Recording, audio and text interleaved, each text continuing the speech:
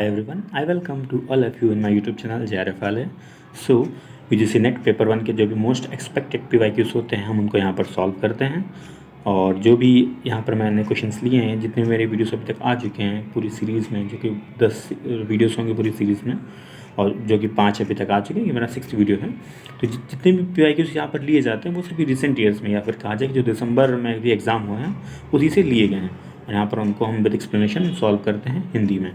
तो चलिए हम अपना वीडियो को शुरू करते हैं और देखते हैं कि किस प्रकार से और आज के PYQs हैं। और ये सभी PYQs आपको आने वाले एग्जाम बहुत हेल्पफुल रहेंगे कि आपको किस तरीके से कितना डीप पढ़ना है और कितना कम पढ़ना है, क्योंकि आपको स्मार्ट वर्क करना है। हार्ड वर्क तो हर कोई कर रहा है ना, तो आप स्मार्ट वर्क के तरीके से चलेंगे तो आप बहुत जल्दी क्लियर कर लेंगे, कोई दिक्कत भी नहीं आएगी। चलिए शुरू करते हैं। So the first question is find the number that can replace the question mark in the following series. कह रहे हैं कि उस संख्या का पता लगाइए जो नीचे दी गई श्रृंखला में प्रश्न चिन्ह को प्रतिस्थापित कर सके। तो इस तरह के क्वेश्चन मेनली आ जाते हैं, ज़्यादा टफ नहीं होते हैं। अब इसमें आपको बस सीरीज समझनी होती है। जैसे यहाँ पर दिया 3, 8, 15, 24, 35, 48, देन क्वेश्चन मार्क। तो अब आया है पहले 3, तो अब समझिए 3 कैसे है। अब 2 का स्क्वायर कीजिए, 2 का स्क्वायर 4 और -1 कर दीजिए, कितना आ जाएगा 3। देन 3 का स्क्वायर कीजिए, -1, 3 का स्क्वायर 9, -1 8। देन 4 का स्क्वायर -1 15। देन 5 का स्क्वायर -1 24। एंड देन 6 का स्क्वायर -1 35। एंड देन 7 का स्क्वायर -1, 7 7 49, -1 48। एंड देन सब लगातार चले आ रहे हैं, 2 3 4 5 6 7। अब इसके बाद क्या आएगा, 8 आएगा। तो 8 का स्क्वायर 8 इज 64, -1 63। तो जहाँ पर 63 होगा हमारा सही हो जाएगा, तो जो हमारा सेकंड ऑप्शन है वो सही हो जाएगा। Then the next question, what were the recommendation made by UGC regarding quality assurance. तो UGC के द्वारा गुणवत्ता आश्वासन के संबंध में क्या क्या सिफारिशें की थी। तो देख लेते हैं ऑप्शन हमारे। Dismantling unprofitable colleges and university, अलाभप्रद महाविद्यालयों और विश्वविद्यालयों को ध्वस्त करना,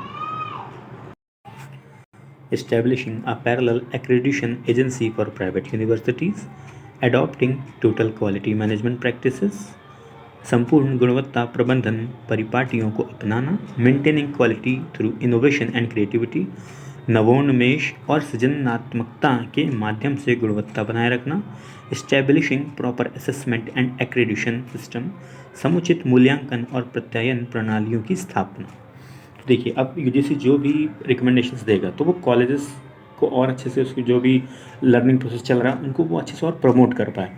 जैसे पहला ऑप्शन है कि dismantling unprofitable college and university. Dismantling मतलब ऐसे कॉलेजेस या ऐसी यूनिवर्सिटीज़ को हटा देना या फिर बंद कर देना जिनमें वो हमको जो कि प्रॉफिट नहीं दे रही हो। तो ये तो बिल्कुल ही क्या हो जाएगा, गलत हो जाएगा ना। तो ऐसा तो है नहीं UGC सिर्फ पैसे के लिए कर रहा है, जितने भी चीज़ें हैं, ऐसा तो है नहीं कि जो भी लर्निंग है सिर्फ पैसे के लिए, ऐसा तो नहीं है ना। देन फिर establishing a parallel accreditation agency for private university. अब अगर पैरेलल एजेंसीज़ के लिए भी एक अलग से एक्रेडिशन एजेंसी बना दी जाएगी तो उनमें समन्वय नहीं बैठेगा। कि जब एक एजेंसी रहेगी, जैसे NAC हो गया या UGC हो गया, इसमें क्या है, ये एक्रेडिशन में जैसे NAC आती है हमारी, ठीक, तो वो क्या करती है, हर कॉलेज को, चाहे वो प्राइवेट कॉलेज हो चाहे वो पब्लिक कॉलेज हो, उन सभी पे क्या करती है, एक समान से वो सारे पैरामीटर्स दोनों में नाप के रखती है कि जिस पैरामीटर पे प्राइवेट यूनिवर्सिटीज़ को नापा है उसी पैरामीटर पे पब्लिक यूनिवर्सिटीज़ को भी नापा जाएगा। ये नहीं कि हर किसी के लिए अलग अलग पैरामीटर हो, ये भी क्या हो जाएगा, रॉन्ग हो जाएगा। फिर adopting total quality management practice, संपूर्ण गुणवत्ता प्रबंधन परिपाटियों को अपनाना, ठीक, ये एकदम सही है। मेंटेनिंग क्वालिटी थ्रू इनोवेशन, वो तो चाहते हैं कि इनोवेशंस हों, लोग क्रिएटिव हों, जो भी रिसर्च में आ रहे हैं या जो भी पढ़ रहे हैं। फिर establishing a proper assessment and accreditation system, बिल्कुल एक प्रॉपर असेसमेंट और एक्रेडिशन सिस्टम चाहिए चाहिए, जैसे कि आप मूल्यांकन कर पाएँ जो भी चीज़ें चल रही हैं उनका। तो जहाँ पर हमारा CDE ऑप्शन होगा वो हमारा करेक्ट हो जाएगा, तो हमारा जो थर्ड ऑप्शन है वो करेक्ट हो जाएगा।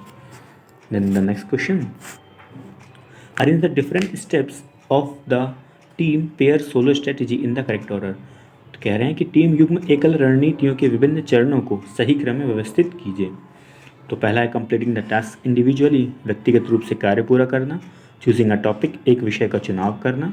Collaborating as a large team on a single problem, किसी एक समस्या पर एक बड़ी टीम के रूप में सहयोग करना।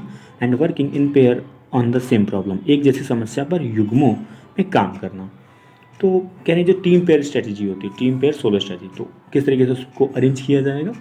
तो मेनली देखा जाए तो पहले हमारा आता है चूजिंग अ टॉपिक, आप एक विषय को चूज़ कर लेते हैं। उसके बाद आप जो भी आपकी टीम है उसमें क्या करते हैं, आप समन्वय बैठाते हैं, लोगों से इंटरेक्ट करते हैं, कोलैबोरेट करते हैं अपनी टीम से इस प्रॉब्लम के विषय में। तो फिर सी ऑप्शन आ जाएगा।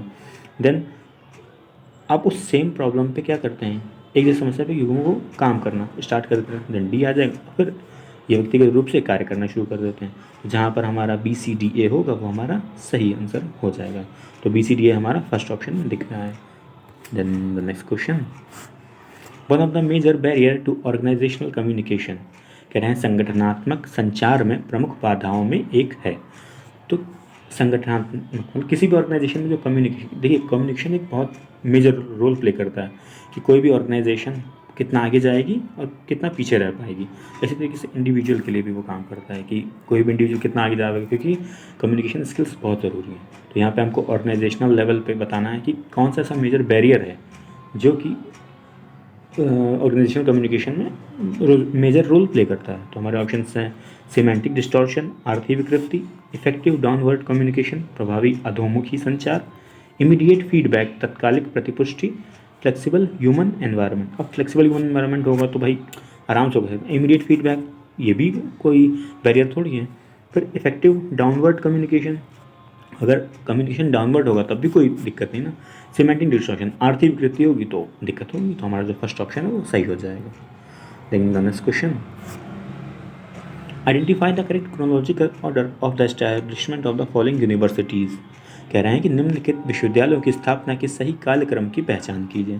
तो हमें यहाँ पे कॉलेज के नेम दिए हैं SNDT, Allahabad university, Patna university, Calcutta university, Punjab university.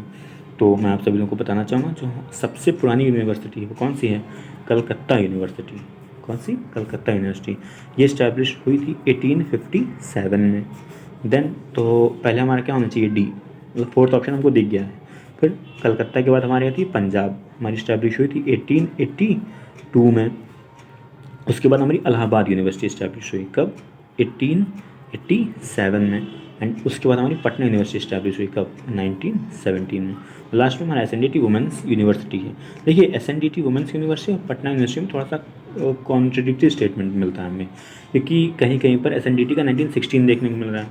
फिर हमारे यहाँ पे तो ऑप्शन DEBCA है, तो हम SNDT वुमेंस को पटना के बाद ही रखते हैं। तो हमारा जो फोर्थ ऑप्शन है वो करेक्ट हो जाएगा। So thank you everyone, please like, share, comment and subscribe. अगर आपको कोई भी चीज़ इसमें नहीं सही लगती या चीज़ें पसंद आ रही तो प्लीज़ आप सभी लोग कमेंट करें। Thank you, thanks for watching.